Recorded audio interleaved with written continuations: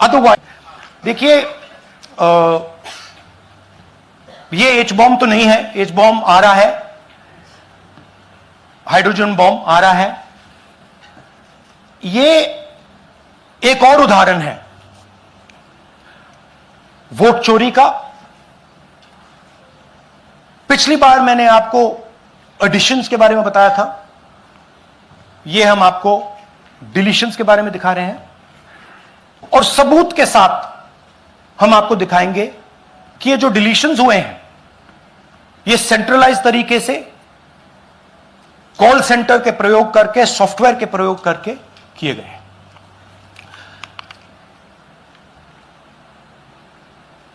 हमारे पास इस प्रेजेंटेशन में जो मैंने आपको अभी दिखाया 100% सबूत है, प्रूफ है कि ज्ञानेश कुमार जी हिंदुस्तान के चीफ इलेक्शन कमिश्नर वोट चोरों की रक्षा कर रहे हैं, और यह मैं आपको अभी दिखाने जा रहा हूं।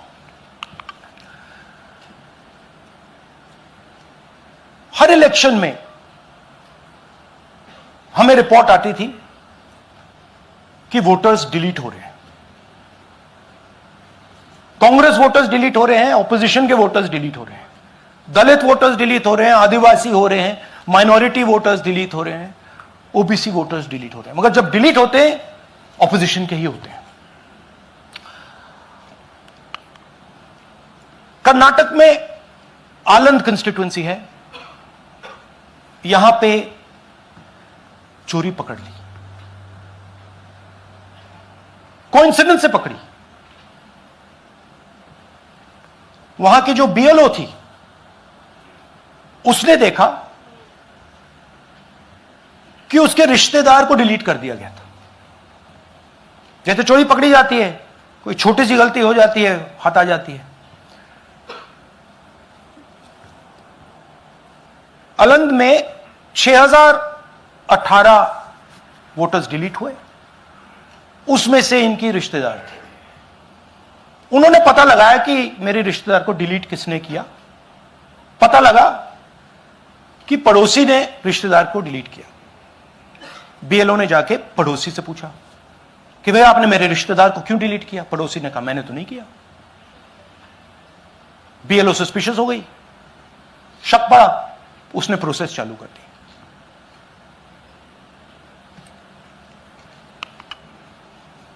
पता क्या लगा कि कोई ना कोई,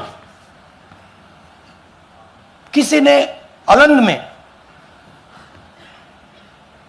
वोटर डिलीशन सिस्टमैटिकली ऑर्गेनाइज तरीके से, सेंट्रलाइज तरीके से किया। हमें यह नहीं मालूम कि आलंद में कितने वोटर डिलीट हुए, क्योंकि इससे बहुत ज्यादा हो सकते हैं। 6000, तकरीबन 6000 पकड़े गए, उस पर इन्वेस्टिगेशन हो गया। क्या पता लगा कि फाइलिंग ऑटोमेटिकली ऑनलाइन हो रही है। मोबाइल नंबर्स कर्नाटक के नहीं यूज हो रहे, मोबाइल नंबर्स दूसरी स्टेट्स के यूज हो रहे हैं। इनफैक्ट कर्नाटक के नंबर थे ही नहीं उसमें। मतलब आप दिल्ली में बैठे डिलीट कर रहे हो, आपका नंबर तमिलनाडु का है। आप गुड़गांव में डिलीट कर रहे हो, आपका नंबर झारखंड का है। और जब हम चेक कर रहे हैं कि भैया आपका नंबर है, तो आपका नंबर है ही नहीं, किसी और का नंबर है। और टारगेट करके कांग्रेस वोटर्स को डिलीट किया गया। ये गोदाबाई जी हैं, इनके नाम पर 12 वोटर्स डिलीट किए गए। इनको मालूम ही नहीं, इनको पता ही नहीं कि इन्होंने 12 वोटर्स डिलीट किए। दिखाइए जरा। इलेक्शन टाइम ಈಗ ये इनका वीडियो है। ನಾ ಅರ್ಜಿ ಹಾಕಿಲ್ಲ, ನನಗೆ ಅದಕ್ಕೆ ಸಂಬಂಧ ಇಲ್ಲ, ಅದು ಯಾರು ಹೊಟ್ಟಿ ಕಿಚ್ಚಿಗೆ ಯಾರು ಏನ ಹಾಕ್ಯಾರ ಅನ್ನೋದು ನನಗೆ ಗೊತ್ತಾಗಿಲ್ಲ। तो इनको आइडिया नहीं है कि इन्होंने वोटर्स डिलीट कर दिए।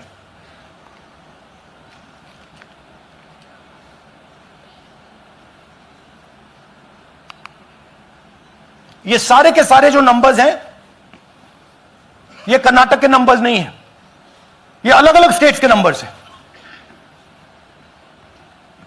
और इन नंबर्स को आप फोन करके देखिए, रिप्लाई नहीं आता है।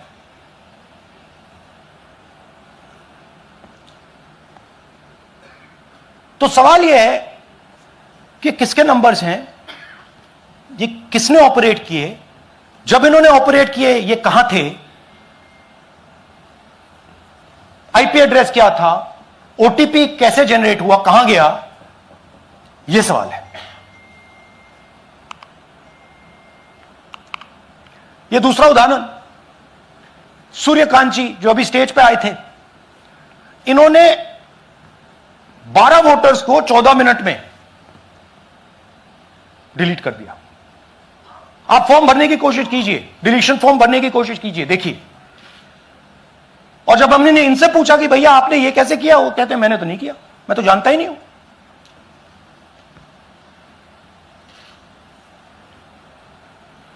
बबीता चौधरी जी का इन्होंने एक नाम डिलीट किया, यहां खड़ी हैं बबीता जी, यहां हैं, सूर्यकांत जी यहां हैं, आ जाइए जरा स्टेज पे, एक सेकंड आ जाइए, ये दोनों खड़े हैं यहां पे, सूर्यकांत जी, बबीता जी। इनको मालूम ही नहीं कि इन्होंने डिलीट किया। Thank you.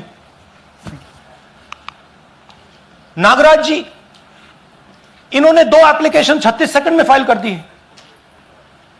और मजे की बात देखिए, ये 4 बजे सुबह उठ के फाइल कर रहे हैं।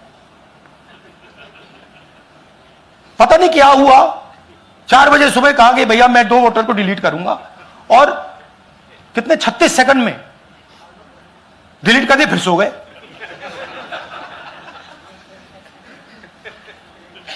हमारी माइंड में पहले सवाल था कि क्या इलेक्शन कमीशन भी सो रहा है, मगर नहीं, सोया कोई नहीं है, जगे हुए हैं, सिस्टमैटिकली मदद हो रही है।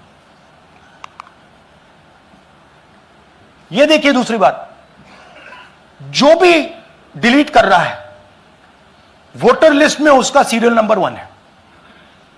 मतलब जो भी वोटर लिस्ट में पहले नंबर पे आता है वही डिलीट कर रहा है। 5वें नंबर वाला, 7वें नंबर वाला, 10वें वाला कोई नहीं कर रहा। तो हो क्या रहा है, सॉफ्टवेयर से यह काम किया जा रहा है। सॉफ्टवेयर प्रोग्राम कह रहा है पहला नाम निकालो और इसका प्रयोग करके डिलीट करो।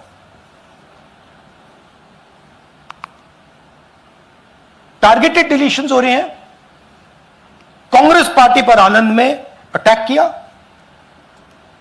टॉप 10 बूथ्स जहां सबसे ज्यादा कांग्रेस की स्ट्रेंथ थी वहां टारगेट किया, और 2018 में पिछले इलेक्शन में 10 में से 8 बूथ कांग्रेस पार्टी जीती थी, और इन 8 में से इन्होंने 6000 लोग उड़ाने की कोशिश की। ये कोइंसिडेंस नहीं था, ये प्लान था, और ये सेंट्रलाइज तरीके से किया जा रहा है। अब मैंने बहुत बड़ी बात बोली,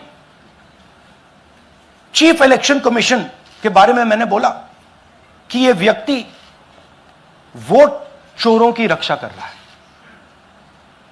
जो भी मैं यहां बोल रहा हूं 100% प्रूफ के साथ, सबूत के साथ बोल रहा हूं, और मैं अभी आपको दिखाना चाहता हूं कि मैं ये शब्द क्यों बोल रहा हूं और किस बेसिस पे बोल रहा हूं। आपको अपनी आंखों से यह दिखेगा। कर्नाटका सीआईडी ने केस चालू किया कि ये वोटर कौन है, ये फोन किसके हैं, ये आईपी एड्रेस क्या है, ओटीपी कहां गया, इन चीजों के बारे में इन्वेस्टिगेशन शुरू होती है। कर्नाटक सीआईडी ने हिंदुस्तान के इलेक्शन कमीशन को 18 चिट्ठियां लिखी हैं। हमें आप ये इंफॉर्मेशन दीजिए, बिल्कुल क्लियर है, डेस्टिनेशन आईपी दीजिए, डिवाइस डेस्टिनेशन पोर्ट दीजिए, ओटीपी ट्रेल्स दीजिए, फोन नंबर्स दीजिए, फोन नंबर्स के मालिकों के नाम दीजिए। क्लियरली पूछा है, नो आंसर। 18 चिट्ठी CID Karnataka, no answer from chief election commissioner, no answer from election commission. Timeline देखिए,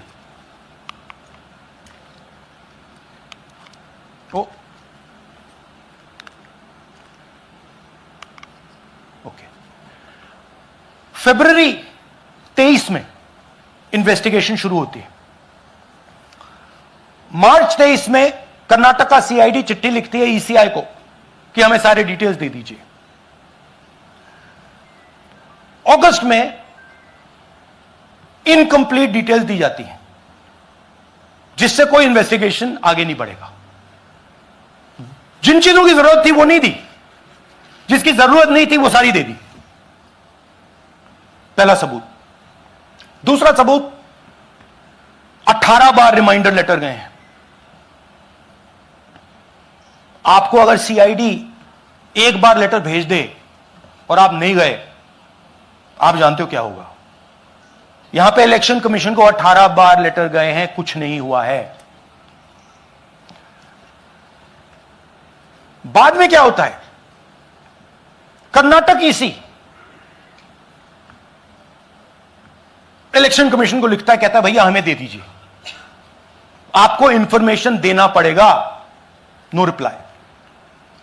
मार्च 25 में आखिरी लेटर सितंबर में गया है, कुछ ही दिन पहले।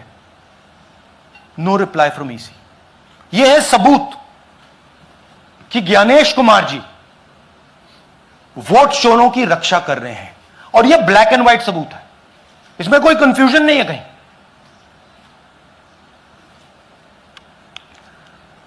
तो सवाल उठता है, यह है कौन जो सेंट्रलाइज तरीके से कॉल सेंटर के प्रयोग से, सॉफ्टवेयर से अलग अलग प्रदेशों में वोट डिलीट कर रहे हैं, ऐड कर रहे हैं। इलेक्शन कमीशन जानता है, ज्ञानेश कुमार जी जानते हैं। अच्छा, ये सिर्फ आनंद में नहीं हुआ, ये अलग अलग कंस्टिट्यूएंसीज में हुआ है। आनंद में लीगल प्रोसेस चालू हो गई, पकड़ लिया। यहां महाराष्ट्र में उसी मोडस ऑपरेंडी से, उसी सिस्टम से यहां पे वोट ऐड हुए हैं। आनंद में डिलीट, रजौरा में एडिशन। 6850। आपको याद होगा पिछले प्रेजेंटेशन में मैंने आपको नाम दिखाए थे, ये देखिए वही नाम यहां है। वही सिस्टम महाराष्ट्र में चल रहा है जो कर्नाटक में चल रहा था। नाम वैसे ही है, जेडब्ल्यू जेडब्ल्यू जेडब्ल्यू, पता वैसा है जेडब्ल्यू जेडब्ल्यू, नाम यू ऐसे किसी ने टाइप करके लगा दिया। तो जो ये काम कर रहा है, ये उत्तर प्रदेश में, हरियाणा में, बिहार में, कर्नाटक में, महाराष्ट्र में वही कर रहा है।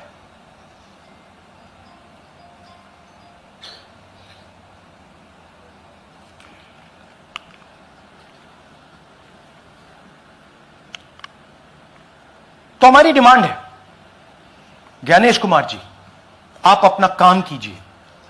आपने ओथ लिया है, आप हिंदुस्तान के चीफ इलेक्शन कमिश्नर हैं। आपसे कर्नाटक की सीआईडी सबूत मांग रही है। आप कर्नाटक की सीआईडी को यह सबूत 1 सप्ताह के अंदर दे दीजिए, नहीं तो पूरा हिंदुस्तान के सारे युवा इस बात को एक्सेप्ट करेंगे कि आप हिंदुस्तान के कॉन्स्टिट्यूशन, हिंदुस्तान के संविधान की हत्या में शामिल हो, हिंदुस्तान के संविधान की रक्षा नहीं कर रहे हो, और वोट चोरों की आप मदद कर रहे हो। Thank you. और थोड़ी देर में हम आपको हाइड्रोजन बॉम्ब दिखाने जा रहे हैं। नहीं, आज नहीं, थोड़ी देर में उसकी प्रिपरेशन चल रही है। क्योंकि हम देखिए, मैंने टीम से कहा है कि अगर मैं स्टेज पे जा रहा हूं, ब्लैक एंड व्हाइट प्रूफ नहीं होगा, मैं नहीं जाऊंगा। अगर ब्लैक एंड व्हाइट प्रूफ होगा, जो कोई मतलब उसको निगेट नहीं कर सकता, मैं जाऊंगा। मैं देश के कॉन्स्टिट्यूशन की रक्षा कर रहा हूं, संविधान की रक्षा कर रहा हूं, मैं लोकतंत्र की रक्षा कर रहा हूं, और मैं सच्चाई आपके सामने रख रहा हूं।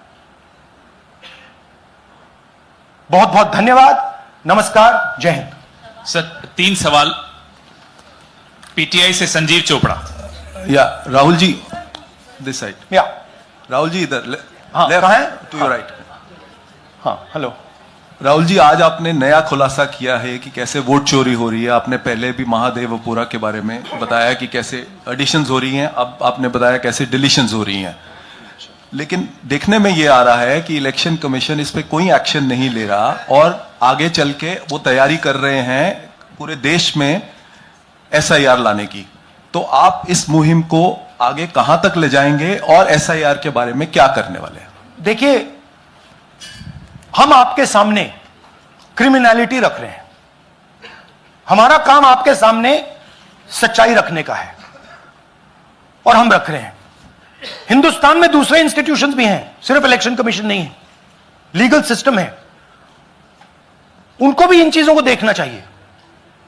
यहां पे हम चीफ इलेक्शन कमिश्नर के बारे में ब्लैक एंड व्हाइट कह रहे हैं। आपने कहा कि हमने एडिशन डिलीशन दिखाया, पहले प्रेजेंटेशन में मैंने एडिशन दिखाया था, अब हमने डिलीशन दिखाया है, मगर हमने एक और चीज जोड़ दी है। एडिशन और डिलीशन का सिस्टम, उसका स्ट्रक्चर, उसका तरीका, और हमने यह दिखाया है कि जो डिलीट कर रहा है, जो ऐड कर रहा है, महाराष्ट्र में, कर्नाटक में, यूपी में, वो एक ही आदमी है, एक ही फोर्स है। हमने आपको वो एड्रेसेस दिखाए। Same system is being used in Maharashtra, is being used in Karnataka, is being used in Uttar Pradesh, is being used in Haryana. Same people are doing it. Say Siddharth, ANI. Sir, this side sir.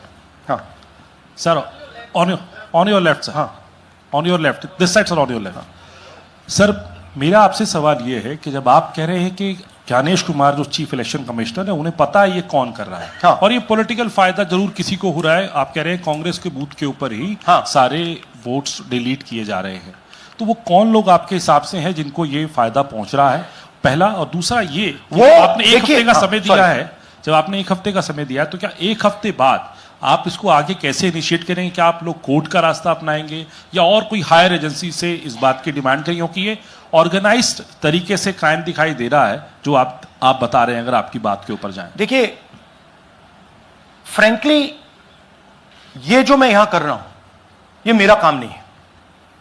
मेरा काम democratic system में participate करने का है। मेरा काम democratic system की रक्षा करने का नहीं है।